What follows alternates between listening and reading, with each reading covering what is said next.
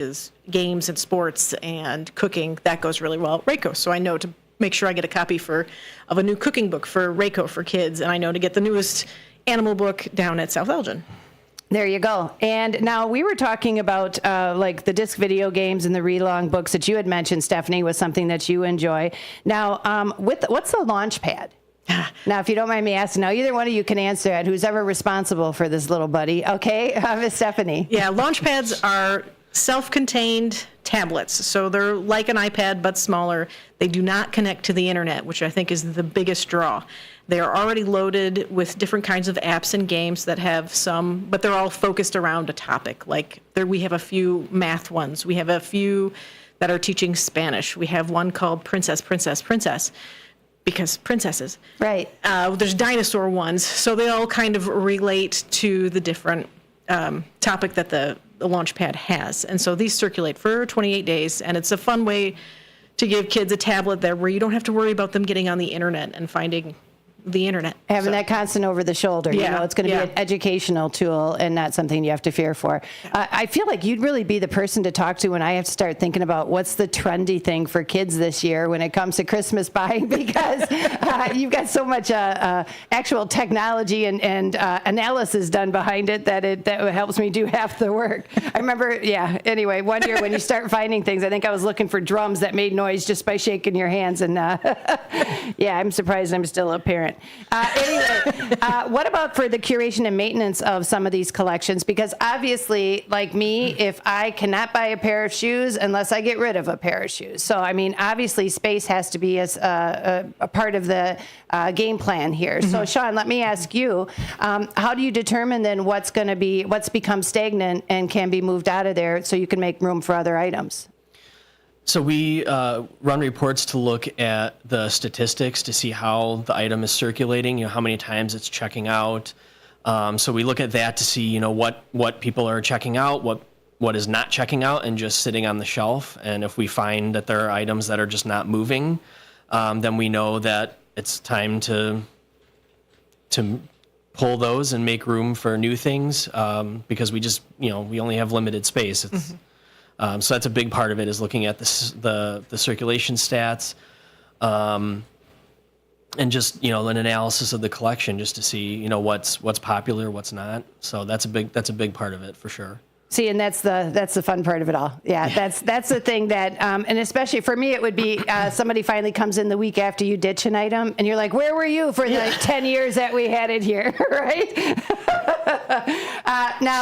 But also it means that obviously now I suppose everything when people check it out is by the computer, right? I mean, so you have, that helps a little bit. It's not somebody's a lot of handwritten notes. Still, I would think makes a lot of meetings, right? To talk to people and find out what the other departments are thinking or what would make a task a little bit easier and more streamlined, right? Mm-hmm. Absolutely. Okay, so now with the Gale Borden Library, and again, we're talking right now with Stephanie Nielsen. She's the manager of acquisitions, and Sean Plaguey, who is the access services librarian, about the Library of Things. Now, Library of Things, as I said, if you want to go to galeborden.info, and I will just do / Library of Things. It's as easy as that. And they'll start showing some of those items from the categories of like arts and crafts, if you want to learn how to knit, if you want to understand your electronics. There's also services I know that we've been talking about that people have these right to check out, or are these only for services that are available at the library, Sean? These are items that can be checked out. Okay. And then do they check them out for how much time? So some of the items have a 7-day loan period, and some of the items have a 28-day loan period. And that's just kind of depends on, what the item is, what purpose item is. So like a craft kit might have a longer checkout period because it's going to take more time to do a craft project. Right. But like the knife sharpener is a 7-day period because you probably don't need 4 weeks to sharpen your knives necessarily. Well, but and you know what? If it was out for 4 weeks, people would wait to day 27 before, it's always right before the expiration date that they start saying, oh, that's right, I better get this task done. Exactly. I also like what you guys do is that it almost combines both worlds a little bit between kids and adults. Do you have some products that could go on both sides or help segue? Like Stephanie, if there's something that the kids like that maybe, I don't want to say age out of, but that go to the next level, that kind of feed off of what they've learned with you in the Tiny Tech and then can kind of mature into the other items that Sean might be working on? Like I see, then let me give the example, is I think your things like the read-along books obviously can open a lot of doors for families, not only than getting kids to reading in the summer reading program that the library's got going on, but to me, I would think this would make a library so much more appealing to kids, or like a playground. Do you know what I mean? That they go there and they get to play around with things they wouldn't see every day. Everybody thinks everybody else's toys are fun, right? Yes. And they get tired of their own, and vice versa. So it's like when you go to the library and they get to see all these neat little tech tools, and maybe it's just because they're teaching it younger. Like you said, even the Codapillar, teaching them something like that, then they might want to get in or learning coding that might graduate into something more that Sean does, right? Yeah. I think part of it too is like the book, the e-ink reader that Sean's got in the Library of Things. We have the Battle of the Books Kindles for the youth, which I buy as many of the Kindle versions of the Battle of the Books that are available so they can circulate, so kids can have multiple books in one, and then they can age up to the e-ink reader where it's got our apps on it. So you can download something from Hoopla or from Cloud Library or from Libby on it, and then it kind of opens that world of, how to use tech tools if you don't have a phone or something like that. So. Yeah, see, that's what I mean. And I like I said, I like the fold over. I like the burrito effect that it kind of has, that it goes back and then helps the whole family. Now, Sean, if you don't mind me asking on your side of it, first of all, I would be hard pressed not to pick a ton of these items that are on the books. How do you determine which ones are going to come to the library? You mentioned a little bit in our first segment of kind of the trends or sometimes supply and demand, if you need to have more of them. How do you determine how many you're going to get and where the funds are going to go to? Well, we definitely look at the demand from our customers, and try to get copies without there being too long of a wait. But it just depends. We only have so much money in the budget, so it's a balance of allocating the budget money and meeting the demand that our customers are showing for the different items. Okay. And then once they come in, how long does it usually take? I mean, you obviously have a sort center that you're getting these items from, or is there a variety of places depending on what you're looking for? Yeah, there's a variety of places. Like the Library of Things, those items, we generally are getting those from Amazon, I believe, right? And so it just kind of depends on the type of item, the cost, where you can find them. But for the Library of Things, it's primarily Amazon, but then like our books and our DVDs, we have other vendors for those. So again, just kind of balancing between those different things, those different vendors, the costs, and the demand. All right. And again, we are talking with Ms. Stephanie Nielsen and Sean Plaguey with the Gale Borden Library. We're going to take another quick commercial break. We'll be back with more Open Book after these messages. From morning coffee to your evening commute, WRMN 1410 AM is here for you. The faithful friend that brings you local news, timely topics, and the friendliest voices in the Valley. Stay informed, entertained, and engaged with our full lineup of shows, streaming all day, every day at WRMN1410.com or on the WRMN app. Wherever you are, we're right there with you. So why switch stations? Stick with the one that has it all. WRMN 1410 AM, your daily companion, your constant conversation.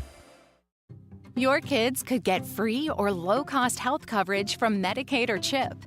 Even if you've applied before, they may be eligible now.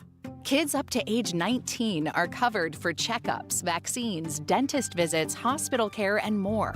And if they already have Medicaid or CHIP, remember to renew every year.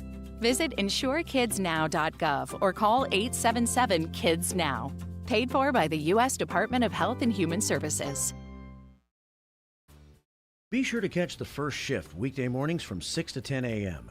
for important information like fire tips from Elgin Fire Chief Rob Sagan. The thing in the winter that we're more concerned with is carbon monoxide, because that we don't get in the summer. That carbon monoxide issues occur because of heating equipment.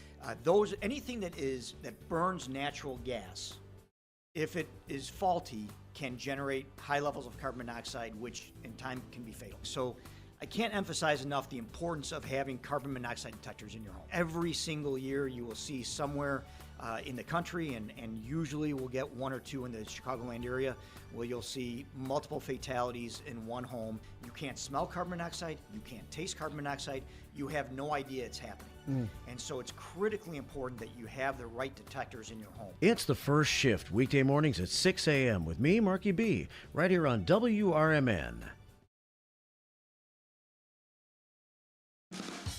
Adrenaline Monkey is located inside the Life Zone 360 building on Route 72 in West Dundee. Release your inner wild child at Adrenaline Monkey. It's the area's highest octane indoor adventure center. Perfect for the whole family too. Adventurers of all ages can try Ninja Warrior obstacles, rock climbing, vertical adventures, and aerial course. Adrenaline Monkey can also host your organization's team building programs. Half day and full day sessions are available. Visit adrenalinemonkeyfun.com/WD.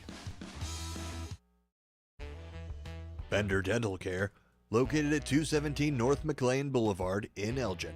Bender Dental wants everyone to be informed, appreciated, and cared for at all times. To prove it, they now offer a new patient exam for just $29. That includes consult, x-ray, exam, and cleaning. Let Bender Dental help you have healthy teeth and gums for a lifetime. Located at 217 North McLean Boulevard in Elgin. Visit benderdentalcare.com. Beef Villa's 3 locations offer much more than their signature Italian beef. Try the Italian sausage, roasted chicken, and more. There's a big variety of delicious side dishes. Beef Villa uses quality ingredients from homemade recipes, and they purchase top-of-the-quality food products from their vendors to bring you the absolute best tasting of foods. Beef Villa's great service and quality are waiting for you, but you won't be waiting long because it's always hot and fresh. Visit beefvilla.com. Do you own an annuity, either fixed rate, indexed, or variable? Are you paying high fees and getting low returns? If so, Annuity General would like you to have this free book to learn the pitfalls and mistakes of buying an annuity. The Annuity Do's and Don'ts for Baby Boomers contains the little-known truths about annuities, like how to help reduce your fees and increase retirement income. And it's free. That's right, free. As a bonus, we'll also throw in a free annuity rate report just for calling. We researched over 1,000 annuities and summarized rates and benefits from financially strong insurers. You get Annuity Do's and Don'ts for Baby Boomers and the Annuity Rate Report, both absolutely free for calling Annuity General today. Hurry, supplies are limited. Call now. 800-760-1845. 800-760-1845. 800-760-1845. That's 800-760-1845.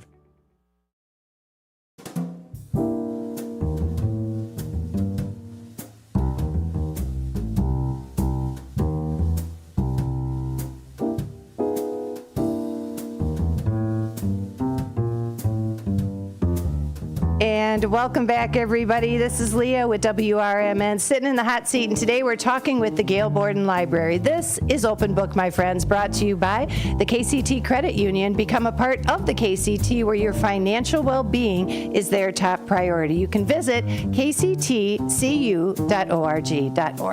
And welcome back, everybody. You'll see that I've got my friends here, Miss Stephanie Nielsen. She is joining us as the Manager of Acquisitions at the Gail Borden Library, as well as Sean Plaguey, who is the Access Services Librarian. Now, I asked the two of you during this break because I've wondered this, and I too was a shelver. They both said at the same time, we were shelvers. And I was like, what? And so I'm like, what is a shelver? But I did this too, and there really is an art to librarian services. Let's start with you, Miss Stephanie, real quickly. What got you into this field? For 2 years when I was in high school, and then I graduated from high school and I was going off to college, and one of the librarians, she looked at me and she goes, "You're going to make a good librarian." And I was like, "Oh, heck no." But I came back every summer and worked summers. I worked after my failed first attempt at graduate school. And then it was one of those, you know what, I enjoy working here. I enjoy what they do. And then I got my master's, and I was lucky enough to work with that librarian before she passed. So which is wonderful. It was really cool. I think, you know what, because we used to think of librarians as the older lady with the glasses down her nose, a bun and 3 cats, right? A bun in her hair and 3, you know, pencils. You used to think of it, yeah, exactly. Shushing. And usually hair kind of was out of control always because they were just their head in a book. They didn't care about it. But you're right. The science of library services is phenomenal. So, Sean, what got you into it? So I also was a bookshelver in high school, and then after I graduated college and my initial career choice did not go to plan, I got a job back at the same library in my hometown, starting off shelving again, and then I was at the front desk, checking in materials and customer service, that kind of thing. And one of my coworkers there at the time was getting her degree, and she was telling me about it, and it got me really interested. And she saw that, or she thought that I would be really good with being a librarian as well. So I started doing the same program and got my degree. And I would say, you had said that you had a background in elementary education, too. I can see how this folds together quite easily. That just seems like an obvious choice. The reason we're talking with Sean and Miss Stephanie today is about the Library of Things. This makes me want to say Library of Congress all the time, but the Library of Things, and it almost is, because it's a library that talks about every element that is a library holds. And we've constantly been saying all the different services that the library has and all of the different things or items you could check out. With each week from 1 to 2 on Mondays listening to Open Book, you're probably learning some of that. Well, if it wouldn't be for these 2 individuals and the crew that goes along with what they do, those items wouldn't be in the library. So what they do is they go out and find, Stephanie leans a lot more to the tiny tech, and Sean leans a lot more into the adult category items, I guess I would say. And it's funny because some of these almost, I was saying, blend together, because we've talked a little bit about the board games, and we've talked about the media bank and the read-along books, but we haven't talked necessarily about gaming and videos. So let's lean over into that direction. So I'll start with you, Sean, if you don't mind me asking. I said we've all got a little gamer in us at heart. Yes. How does that incorporate what you do or what you look for when it comes to the Gail Borden Library?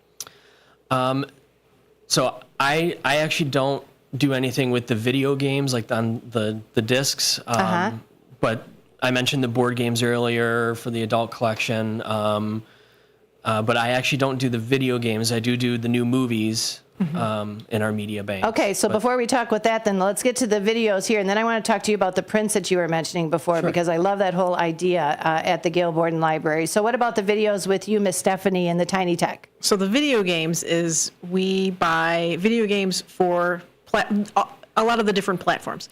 Our Switch, Nintendo Switch, and even, yes, the Nintendo 3DS games are outside because they're cartridge games, they're on a display by the customer relations desk, and you can go and check one out. And then in our media bank, which is where you find the new movies when they're released, are the disc games. So that's for the Xbox, that's for the PlayStation, that's for, I'm missing one. Oh, the Wii. We got rid of the Wii. Am I missing one?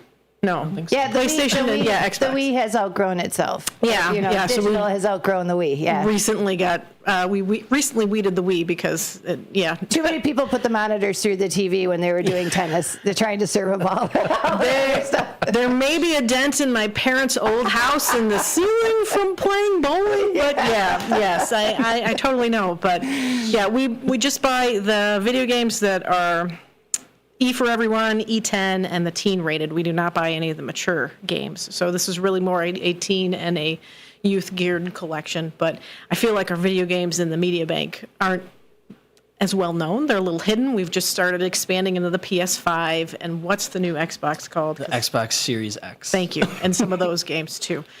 So, but those are fun. The Nintendo are flying off the shelves because those are great family games. We even circulate, as part of the Library of Things, a Nintendo Switch. Nice, nice. All right, so I'm going to hand it over to you real quickly. Sean, tell us a little bit about the art prints. And while you're doing that, I'm going to check out to see if these lines are for Library, because I want to catch them if you guys are here, if they're destined towards that. But tell us a little bit about what you do when it comes to, you mentioned prints, and I was like, well, is it like Prince with a crown? Or is it art prints? And you said it was the latter. Can you tell us about that? Sure. So yeah, we have a collection of art prints. So it's just framed, paintings, like reproduction paintings, framed, and you can check them out for 90 days. So if you wanted to, maybe you have some paintings in your house already that are geared for like a spring season, and you want to check out some winter season ones to put up and just kind of see how it looks.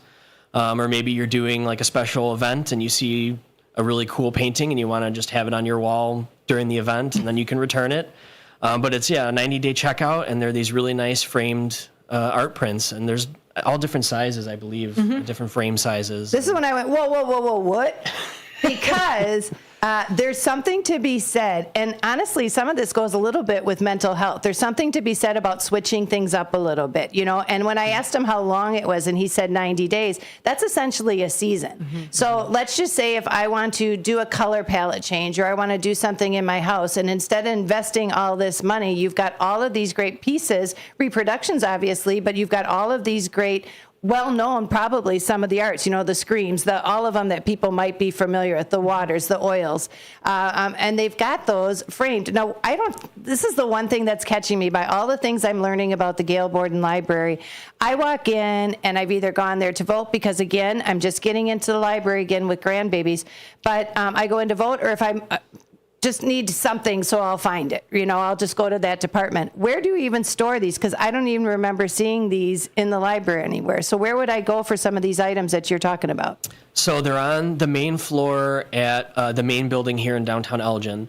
So if you walk in on the main floor, you have the customer relations desk and our marketplace on the right-hand side, which is all of our newest items. The Library of Things is shelved there, and then all the way against the back wall, on the one corner you have the media bank where the video games are, and then the opposite corner on that back wall is where all the art prints are housed. Can one of you guys let me know the hours again and remind our listeners of the hours for the Gail Borden Library, if you don't mind? Monday through Thursday, 9 a.m. 9 to 9. Friday and Saturday, 9 to 6.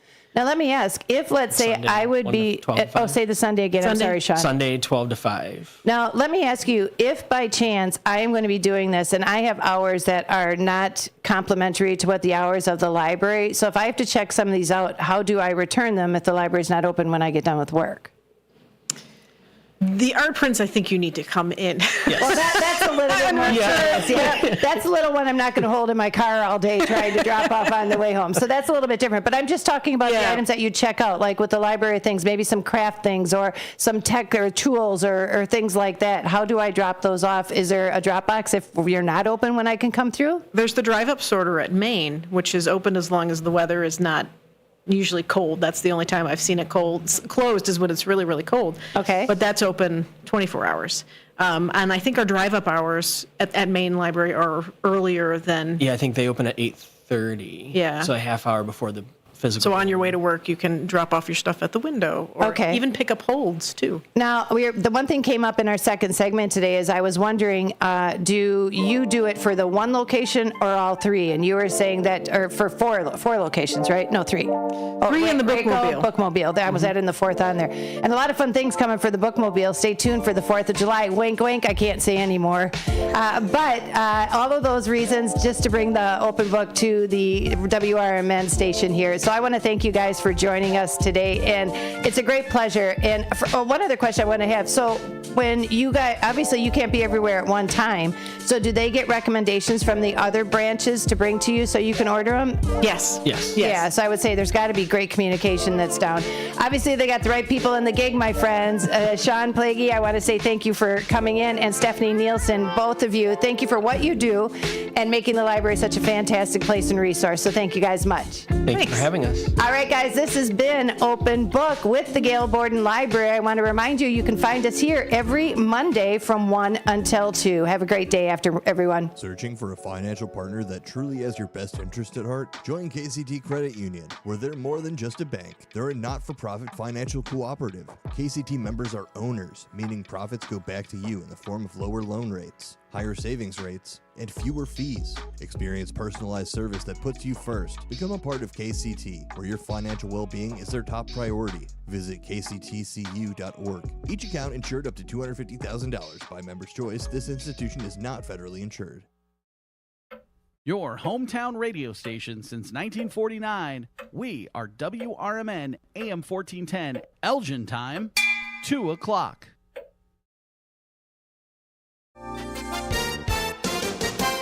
With your AM 1410 WRMN Newsflash, I'm Sean Kernan. Brought to you by Linzess. The Elgin Police are gearing up for National Night Out on August 6th from 6 to 8 p.m., celebrating the vital community police partnerships. The annual event fosters stronger community ties and enhances neighborhood safety by encouraging residents to host block parties. That from the Elgin Police Department. On July 13th, Southridge Park and Hoffman Estates will transform into a hub of outdoor fun during the Celebrate Illinois Unplugged Day. Embrace the chance to set aside digital devices and dive into a range of activities from a ninja course to interactive music performances.